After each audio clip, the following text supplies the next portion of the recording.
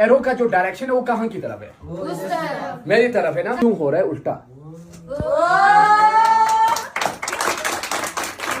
इसलिए हो रहा है बिकॉज रिफ्रैक्शन की वजह से। ये साल्ट वाटर है बेटा, ये विदाउट साल्ट वाटर है, ठीक है। तो इसका रिफ्रैक्टिव इंडेक्स क्या होगा?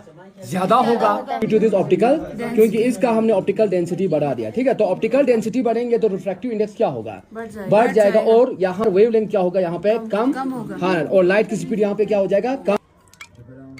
क्या हुआ भाई?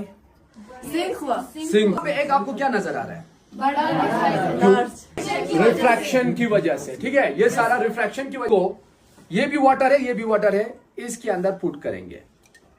क्या हुआ भाई?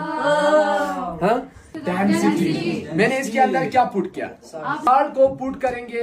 दैट्स मीन यहाँ पे इसका डेंसिटी क्या हो बेटा? Going to discuss the second activities of this angular momentum, ठीक है। तो ये क्या है? This is the, what is this? This is the tide of cycle, ठीक है। तो इस वक्त ये कैसा है? गिरा हुआ है, ठीक है, गिरा हुआ है ना। तो अब हम क्या करेंगे? हम एंगुलर मोमेंटम को समझने की कोशिश करेंगे। चलो भाई, इसको घुमाओ जोर से। अभी क्या है गिरा?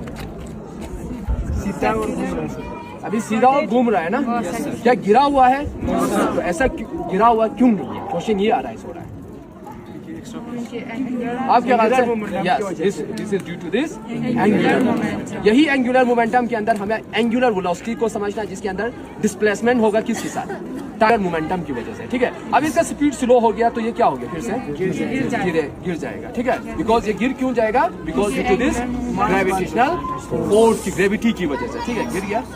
इसी को कहता है क्या? We are going to discuss this simple pendulum, ठीक है। What is this? This is the bob, this is a string, ठीक है। और सिंपल पेंडुलम में क्या होता है? हमें टाइम पीरियड निकालना होता है, पीरियड निकालना होता है, और इसमें टाइम निकालना होता है, और दूसरा क्या होता है? ऑसिलेशन होता है, ठीक है। This is what?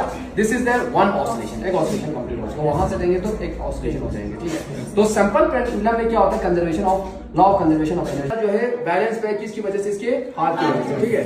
क्योंकि मुझे फिजिक्स पे भरोसा है तो बॉक्स को मैं यहाँ पे रखता हूँ। अगर मैं थोड़ा हिल गया तो मेरा आई क्या हो जाएगा? बिल्कुल डैमेज हो जाएगा। मगर मुझे law of conservation of energy नहीं, तो 1 2 3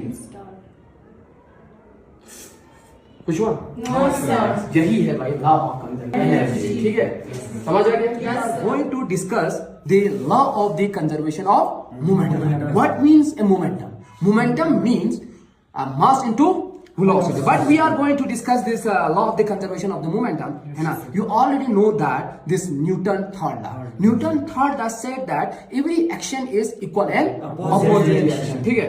Now this is what? This is the potential energy. है ना? अब ये क्या?